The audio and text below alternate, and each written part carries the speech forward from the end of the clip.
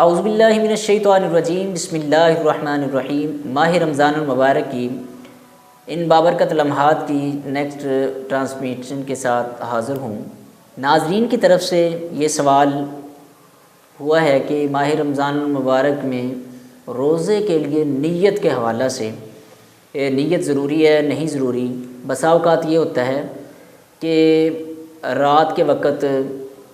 Late سوئے اور صبح لیٹ اٹھے، جس کی وجہ سے سحری کا وقت نکل گیا، تو اب اس صورت میں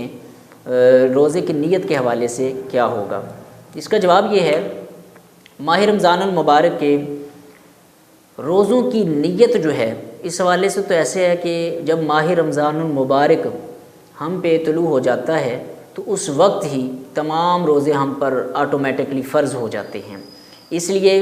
نیت کر لی جائے نہایت بہتر ہے۔ ویسے نیت کے بغیر روزہ نہیں ہے، اور بہتر یہی ہے کہ صبح صادق سے پہلے ہی نیت کر لی جائے، یعنی رات سونے وقت کہ میں نے صبح روزہ رکھنا ہے اور صبح اٹھتے ہی نیت کر لی جائے۔ اگر کسی وجہ سے لیٹ اٹھیں اور نیت کرنا بھول گئے تو جب اٹھے ہیں اسی وقت نیت کر لی جائے، چونکہ سحری کا وقت تو گزر گیا، اب کچھ کھا پی نہیں سکتے، ویسے ہی نیت کر لی جائے۔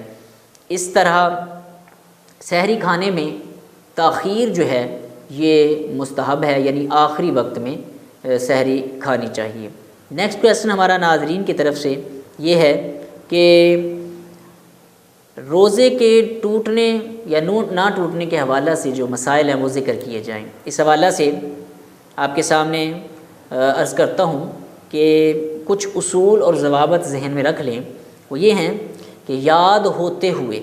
کھانا پینا اور کلی کے وقت بلا اختیار پانی اگر حلق میں داخل ہو جاتا ہے تو روزہ ٹوٹ جاتا ہے۔ کان یا ناک میں دوائی ڈالنے سے روزہ ٹوٹ جاتا ہے۔ ہر وہ راستہ جو دماغ یا معدہ تک براہ راست پہنچتا ہے اس میں دوائی ڈالنے سے روزہ ٹوٹ جاتا ہے۔ قصدن یعنی جان بوجھ کر کھانے پینے یا جماع یعنی ہم بستری کرنے سے قضا اور کفارہ دونوں ہی لازم آتے ہیں۔ نیکسٹ کویسچن اس میں آتا ہے، لیکن اس سے قبل یہ سوال مکمل کر لیا جائے۔ وہ یہ ہے کہ کسی طرح خوشبو، تیل، کنگھی اور شیشہ، مسواک، سرما، ان چیزوں کی وجہ سے آنکھ میں خشک یا تر دوا ڈالنے سے، ٹیکہ لگوانے سے یعنی انجیکشن لگوانے سے اور بلا اختیار قے سے اگرچہ منہ بھر کر ہی ہو روزہ نہیں ٹوٹتا، یعنی یہ چیزیں واپس اندر نہ جائیں، جو چیز آئے بے شک جتنی بھی آئے قے زیادہ آئے اس میں کوئی حرج نہیں ہے، روزہ نہیں ٹوٹے گا۔ نیز مسامات کے ذریعے حلق یا جسم کے اندر دوائی پانی وغیرہ ڈالنے سے اس کا اگر اثر پہنچتا ہے اس سے روزہ نہیں ٹوٹتا، صرف اثر پہنچنے سے۔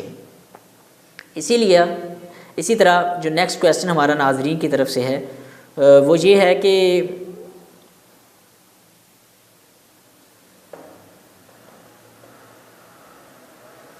نیکسٹ کویسچن ہمارا ناظرین کی طرف سے یہ ہے کہ قضا اور کفارے کی وضاحت فرمائی ہے۔ اس کے حوالے سے اس کا جواب یہ ہے کہ قضا سے مراد یہ ہوتا ہے کہ جو چیز جن وجہ سے آپ پر قضا لازم آئی ہے اس کی جگہ پر ایک روزہ رکھنا، اور کفارے کا یہ جو قرآن پاک میں ذکر ہوا کہ ایک غلام آزاد کرنا، چونکہ اب وہ غلام والا دور نہیں ہے، اس کے علاوہ 2 مہینے لگاتار روزے رکھنا یا 60 مسکینوں کو کھانا کھلانا، یعنی 60 مسکینوں کو 2 وقت کا کھانا کھلانا، اور اگر ایک ہی جگہ پر جس طرح مدرسہ ہے یا ایسی جگہ ہے جہاں ایک ہی جگہ میں ہر چیز میسر آئے تو وہاں 60 مسکینوں کو 2 ٹائم کھانا کھلانے کے بجائے 120 مسکینوں کو 1 ٹائم کھانا کھلا دیا جائے تو یہ بھی کفارہ ادا ہو جائے گا۔ اس حوالے سے نیکسٹ کویسچن ہمارا، ماہ رمضان المبارک میں روزہ کی حفاظت کیسے ممکن ہے؟ تو اگر روزہ کو پورے احکام اور آداب کی مکمل رعایت کے ساتھ پورا کیا جائے تو بلا شبہ گناہوں سے محفوظ رہنا آسان ہو جاتا ہے۔ البتہ اگر کسی نے روزہ کے لوازم کا جو ضروری چیزیں اس کا خیال نہ کیا اور گناہوں میں مشغول رہتے ہوئے اور غیبت کرنے سے باز نہ آیا تو اس سے فرض تو ادا ہو جائے گا، مگر روزہ کے برکات اور ثمرات جو اس کا پھل ہے، اس کے فائدے ہیں، اس سے محروم رہے گا۔ حضرت ابو عبیدہ بن جراح رضی اللہ تعالی عنہ سے روایت ہے، حضور نبی پاک صلی اللہ تعالی علیہ وآلہ وسلم کا ارشاد پاک ہے کہ روزہ جو ہے وہ ڈھال ہے، جب تک اس کو پھاڑ نہ ڈالے۔ حضرت ابو ہریرہ رضی اللہ تعالیٰ عنہ سے روایت ہے کہ آقا کریم علیہ الصلاۃ والتسلیم نے ارشاد فرمایا کہ جو شخص روزہ رکھ کر جھوٹی بات اور غلط کام نہ چھوڑے تو اللہ کو کچھ حاجت نہیں، کچھ ضرورت نہیں کہ وہ گناہوں کو چھوڑے بغیر محض کھانا پینا چھوڑ دے۔ یعنی روزہ صرف گناہوں کے چھوڑ دینے کا نام نہیں ہے، بلکہ روزہ تو ہے اللہ اور اس کے رسول صلی اللہ تعالی علیہ وسلم کی تعلیمات و احکامات پر عمل پیرا ہونے کا نام ہے۔ فقط کھانا پینا چھوڑنا مراد نہیں ہے۔ کھانا پینا اور جنسی تعلقات چھوڑنے ہی سے روزہ کامل نہیں ہوتا، بلکہ روزہ کی حالت میں فواحش، منکرات اور ہر طرح کے گناہوں سے بچنا بھی ضروری ہے۔ لہٰذا روزہ دار روزہ رکھ کر جھوٹ، غیبت، چغلی اور بد کلامی سے پرہیز کرے۔ اسی طرح آنکھ کو مذموم اور مکروہ ہر اس چیز سے بچائے جو یاد الہی سے غافل کر دے۔ کان کو ہر ناجائز آواز سننے سے بچائے۔ اگر کسی مجلس میں غیبت ہوتی ہو تو انہیں منع کرے، ورنہ وہاں سے اٹھ جائے۔ حدیث شریف میں ہے غیبت کرنے والا اور سننے والا دونوں ہی گناہ میں شریک ہیں۔ بوقت افطار اتنا نہ کھائے کہ پیٹ تن جائے۔ افطار کے وقت دل خوف اور امید کے درمیان رہے، کیا معلوم کہ اس کا روزہ قبول ہوا یا نہیں ہوا، لیکن اللہ کی رحمت سے نا امید مایوس نہیں ہونا چاہیے۔ پس اعضاء کو گناہوں سے بچانا ہی در حقیقت جو ہے وہ روزہ کی حفاظت ہے۔ فقط کھانا پینا چھوڑنا اور جماع وغیرہ سے بچنا یہی روزے کا نام نہیں ہے، بلکہ اپنے تمام جسم کے اعضاء کو جو ہے وہ گناہوں سے بچانا اور اللہ اور اس کے رسول صلی اللہ علیہ وسلم کی تعلیمات کے مطابق وقت کو، لمحات کو گزارنا، یہ روزہ ہے۔ نیکسٹ کویسچن ہمارا ناظرین کی طرف سے یہ ہے کہ ہم بستری کے حوالے سے آپ نے ذکر کیا، تو اس سلسلہ میں اور جو ہے روزے کی حالت میں اگر احتلام ہو جائے یعنی غسل فرض ہو جائے تو اس کے بارے میں کیا کرنا چاہیے؟ اس کے بارے میں یہ ہے کہ روزے کے دنوں میں ہم بستری کرنا جائز نہیں ہے، منع ہے۔ روزے کی راتوں میں یعنی رمضان المبارک کی رات میں اگر کوئی ہم بستری کرنا چاہے یعنی زوجین آپس میں تو وہ کر سکتے ہیں۔ اسی طرح احتلام کی جو صورت ہے، رات کے وقت یا دن کے وقت احتلام ہو جائے، غسل فرض ہو جائے تو اٹھ کر غسل کریں۔ اگر تو رات کا وقت ہے تو غسل میں اچھے طریقے سے کلی اور ناک میں پانی وغیرہ ڈالا جائے گا۔ روزے کی حالت میں اگر غسل کیا جائے گا تو اس میں مبالغہ رائے سے پرہیز کرنا ہے، تاکہ جو کلی کرتے وقت پانی ہے وہ حلق سے آگے نہ جائے اور ناک کی نرم ہڈی تک یا اس سے آگے نہ پہنچے۔ اس بات کا خاص خیال رکھنا ہے۔ اکثر اوقات یہ ہوتا ہے کہ رات جب سوئے اور صبح اٹھے ہیں تو احتلام ہوا تھا، غسل فرض ہوا تھا، اب سحری کا ٹائم تھوڑا ہے تو وہ کہتے ہیں کہ بھائی اب کیا کرنا چاہیے، لوگ مسئلے پوچھتے ہیں۔ تو اس حوالہ سے یہ ہے کہ اگر وقت انتہائی کم ہے تو سحری کھائیں، اور اس کے بعد جو ہے چاہے سحری کا وقت ختم بھی ہو گیا ہے اب وہ غسل بعد میں کر سکتا ہے۔ اس حوالہ سے نیکسٹ کویسچن ناظرین کی طرف سے یہ ہے کہ کون سی دو خوشیاں ہیں جو روزہ دار کو نصیب ہوتی ہیں؟ اس کا جواب یہ ہے کہ دوسری عبادات کے مقابلے میں روزہ وہ واحد عبادت ہے کہ جس کے رکھنے والے کو بیک وقت ایک ہی وقت میں دو خوشیاں نصیب ہوتی ہیں۔ حدیث مبارکہ میں ہے حضرت ابو ہریرہ رضی اللہ تعالی عنہ، آپ سے روایت ہے، الجامع الصحیح للبخاری شریف کی حدیث پاک ہے، آقا کریم علیہ الصلاۃ والتسلیم نے ارشاد فرمایا کہ روزہ دار کے لیے دو خوشیاں ہیں جن سے اسے فرحت یعنی خوشی ہوتی ہے۔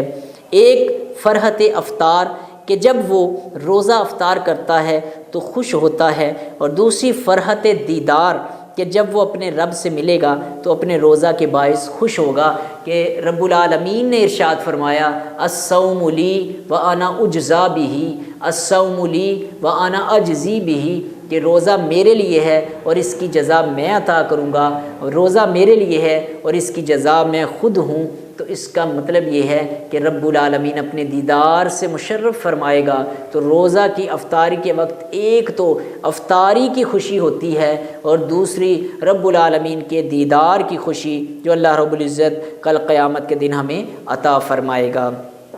نیکسٹ کویسچن ہمارا ناظرین کی طرف سے یہ ہے کہ جنت کا کون سا دروازہ ہے جس میں سے صرف روزہ دار ہی داخل ہوں گے؟ اس کا جواب یہ ہے کہ جنت میں بعد اعمال صالحہ کے اعتبار سے 8 دروازے ہیں۔ جو شخص دنیا میں خلوص نیت سے ان میں سے جس عمل صالح کا خوگر ہوگا وہ جنت میں اسی عمل کی وجہ سے اس دروازے سے گزرے گا، جیسا کہ حضرت سہل بن سعد رضی اللہ تعالیٰ عنہما سے روایت ہے کہ نبی پاک صلی اللہ تعالیٰ علیہ وسلم نے ارشاد فرمایا، جنت میں ایک ایسا دروازہ ہے جس کا نام ریان ہے، روز قیامت اس میں روزہ دار داخل ہوں گے، ان کے سوا اس دروازے سے کوئی اور داخل نہیں ہوگا۔ کہا جائے گا کہ روزہ دار کہاں ہیں؟ پس وہ کھڑے ہوں گے، ان کے علاوہ اس دروازے سے اور کوئی داخل نہیں ہو سکے گا، اور جب وہ داخل ہو جائیں گے تو اس دروازے کو بند کر دیا جائے گا، پھر کوئی اور اس سے داخل نہیں ہو سکے گا۔ ریان کی وجہ تسمیہ کے بارے میں محدث ملا علی قاری فرماتے ہیں کہ یا تو وہ بنفس ہی ریان ہے کیونکہ اس کی طرف کثرت سے نہریں جاری ہیں اور اس کے قریب تر و تازہ اور سرسبز و شاداب پھل ہیں، یا قیامت کے دن اس کے ذریعے سے لوگوں کی پیاس مٹے گی اور تر و تازگی اور چہرے پر شفافیت اور نظافت ہمیشہ رہے گی۔ اس انعام کا حقدار جو ہے وہ صرف اور صرف رمضان کے روزے رکھنے والا ہی نہیں بلکہ کثرت سے نفلی روزے رکھنے والے کو بھی یہ انعام ملے گا۔ نیکسٹ ہمارا کویسچن، روزے کے باطنی اور روحانی فوائد کیا ہیں؟ روزے کے باطنی اور روحانی فوائد درج ذیل ہیں جو آپ کے سامنے میں ذکر کر دیتا ہوں۔ وہ یہ ہیں کہ روزہ ضعیف روح، کمزور روح کو طاقتور کرنے، بیمار قلب یعنی بیمار دل کو قوت فراہم کرنے کی ایک ایسی مجرب دوا ہے کہ جس کے استعمال سے خصوصاً روح میں تقویت اور شادابی اور تر و تازگی پیدا ہو جاتی ہے۔ اس طرح بندے کی جو کمزوری ہے وہ نیکیوں کی طرف مائل ہونے لگتی ہے اور برائیوں کے خلاف نفرت پیدا ہوتی ہے، اور روزہ جو ہے وہ صائم کو، روزہ رکھنے والے کو اس قابل بنا دیتا ہے کہ وہ حدود اللہ اور احکام الہی کے مطابق اپنے آپ کو ڈھال کر ایک کامیاب زندگی جو ہے وہ گزار سکے۔ تو اسی طرح روزے کے اور بھی بہت سے روحانی فوائد ہیں۔ اس حوالے سے ناظرین نے ایک اور سوال کیا کہ روزے کے طبی فوائد کیا ہیں، یعنی طبیعت کے حوالے سے طبی فوائد کیا بنتے ہیں۔ اس کے حوالے سے جواب عرض یہ ہے کہ قرآن حکیم میں ہے، اور تمہارا روزہ رکھ لینا تمہارے لیے بہتر ہے اگر تجھے سمجھ ہو، سورہ البقرہ آیت نمبر 184 میں ارشاد ہے۔ اور اگر ہم اس آیت مبارکہ میں جو اس کے باطنی فوائد ہیں اس کے بارے میں غور کریں تو ہمیں اس سے یہ واضح ملتا ہے کہ روزہ دار انسان کی صحت کے لیے نہایت ہی مفید چیز ہے۔ ڈاکٹرز کا کہنا ہے کہ روزے سے جسم میں کوئی نقص یا کمزوری واقع نہیں ہوتی، بلکہ روزہ رکھنے سے صرف 2 کھانوں کا درمیانی وقفہ جو ہے وہ میسر آتا ہے، اور جو ہے وہ اس حوالہ سے ڈاکٹرز کہتے ہیں کہ حقیقت میں یہ 24 گھنٹوں میں جسم کو مجموعی طور پر اتنے حرارے اور مائع پانی کی مقدار مل جاتی ہے جتنی دروازے کے علاوہ جو ہے وہ روزے کے علاوہ دنوں میں ملتی ہے۔ مزید اس کے حوالہ سے یہ بتایا جاتا ہے کہ لوگ رمضان المبارک میں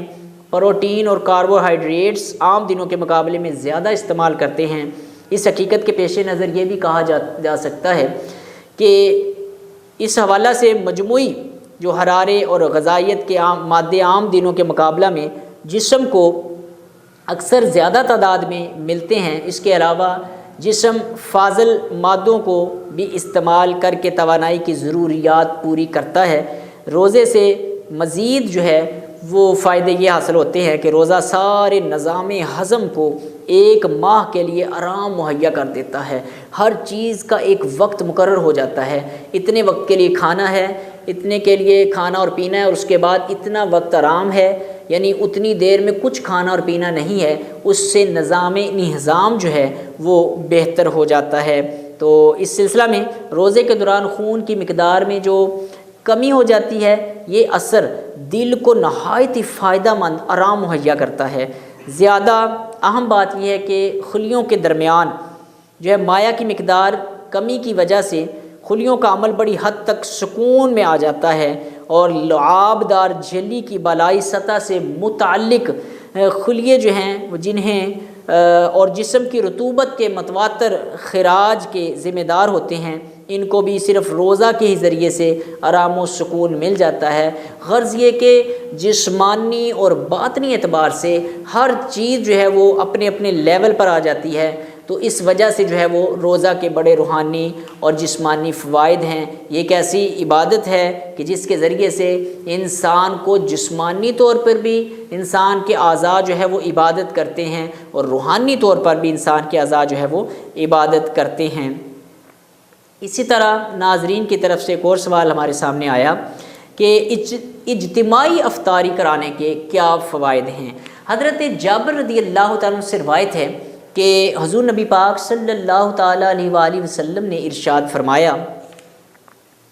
کہ ایک آدمی کا کھانا 2 آدمیوں کے لیے کافی ہوتا ہے، اور 2 آدمیوں کا کھانا 4 کے لیے کافی ہوتا ہے، اور 4 کا کھانا 8 کے لیے کافی ہوتا ہے۔ اجتماعی افطاری میں یہ فلسفہ پنہاں ہے کہ اس سے شخصی اور طبقاتی امتیاز جو ہے وہ ختم ہو جاتا ہے، آپس میں پیار، محبت، اخوت جو ہے وہ پیدا ہو جاتی ہے، اور اثار و قربانی کی ایک فضا پیدا ہو جاتی ہے، اور روزہ دار کی افطاری کروانے سے اللہ رب العزت اور اس کے رسول پاک صلی اللہ تعالیٰ علیہ وسلم کی رضا اور خوشنودی حاصل ہوتی ہے۔ لیکن یہ بات ذہن میں رکھی جائے کہ روزہ افطاری جب آپ کروائیں تو خاص کر اپنے رشتہ دار، ہمسائے، دوست احباب اور اڑوس پڑوس سے، جو آپ کے پڑوسی ہیں، جو آپ کے محلے دار ہیں، خاص کر ان میں جو غریب ہیں، مسکین ہیں، یتیم ہیں، نادار اور مفلس ہیں، ان لوگوں کو افطاری کی دعوت پر ضرور بلوائیں، اس سے خاص ثواب عنایت ہوگا۔ حضور نبی پاک صلی اللہ تعالیٰ علیہ وسلم نے ارشاد فرمایا، رمضان ایسا مہینہ ہے جس میں رزق بڑھا دیا جاتا ہے، اور جو اس میں کسی روزہ دار کو افطار کروائے اس کے گناہ معاف کر دیے جاتے ہیں، اور اس کی گردن جو ہے وہ آگ سے آزاد کر دی جاتی ہے، اور اس کو بھی روزہ دار جتنا ثواب پہنچتا ہے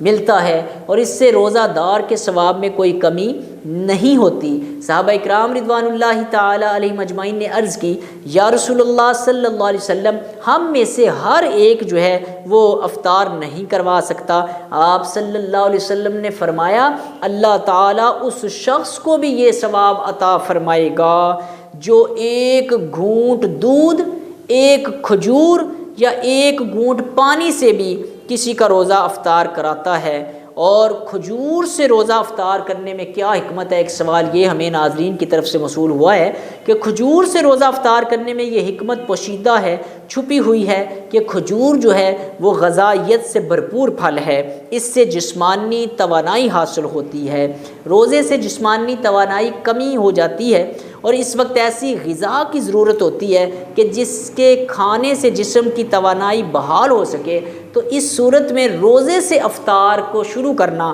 یہ ایک خاص اہمیت ہے۔ اس بارے میں متعدد مقامات پر احادیث میں بھی اس کی بڑی فضیلت ہے کہ حضرت انس رضی اللہ تعالیٰ عنہ سے روایت ہے کہ حضور نبی پاک صلی اللہ تعالیٰ علیہ وسلم مغرب کی نماز سے پہلے چند تر کھجوروں سے روزہ افطار فرماتے، اگر تر کھجوریں بر وقت میسر نہ ہوتی تو خشک کھجوروں سے روزے کو افطار کرتے، اور اگر خشک کھجوریں بھی نہ ہوتی تو چند گھونٹ پانی پی لیتے تھے۔ آپ صلی اللہ تعالیٰ علیہ وسلم کے اس عمل کو اگر سائنسی نقطہ نگاہ سے دیکھا جائے تو معلوم ہوتا ہے کہ جب ہم کھجور سے افطاری کرتے ہیں تو اس کی مٹھاس منہ کی لعاب دار جھیلی میں فوری جذب ہو کر گلوکوز میں تبدیل ہو جاتی ہے، جس سے جسم میں حرارت اور توانائی بحال ہو جاتی ہے۔ اس کے برعکس اگر تلی ہوئی یا مرغن چٹخارے دار چیزیں افطاری کے وقت فوری استعمال کی جائیں تو اس سے معدے میں حدت اور کثرت تیزابیت پیدا ہو جاتی ہے، اس کی وجہ سے سینے میں جلن اور بار بار پیاس لگتی ہے۔ لہٰذا جو اللہ کے نبی صلی اللہ تعالیٰ علیہ وسلم نے ہمیں طریقہ عطا فرمایا ہے، لَقَدْ كَانَ لَكُمْ فِي رَسُولِ اللَّهِ أُسْوَةٌ حَسَنَةٌ، حضور علیہ السلام کی زندگی ہمارے لیے بہترین نمونہ ہے۔ تو آقا کریم علیہ السلام کا جو عمل مبارک تھا، اگر ویسا کریں گے تو روحانی و باطنی، جسمانی اور طبی انداز سے بھی ہمیں فائدہ پہنچ سکتا ہے کہ آقا کریم علیہ السلام پہلے کھجور سے تناول فرماتے، 2-4 کھجوریں پہلے کھائیں اور پھر اس کے بعد جو ہے وہ پانی اور پھر باقی معاملات کریں۔ تو اللہ کی بارگاہ میں دعا ہے خالق کائنات ہمیں صحیح معنوں میں دین اسلام کے مطابق اور آقا کریم علیہ السلام کی تعلیمات کے مطابق عمل کرنے کی سعادت نصیب فرمائے، آمین والسلام۔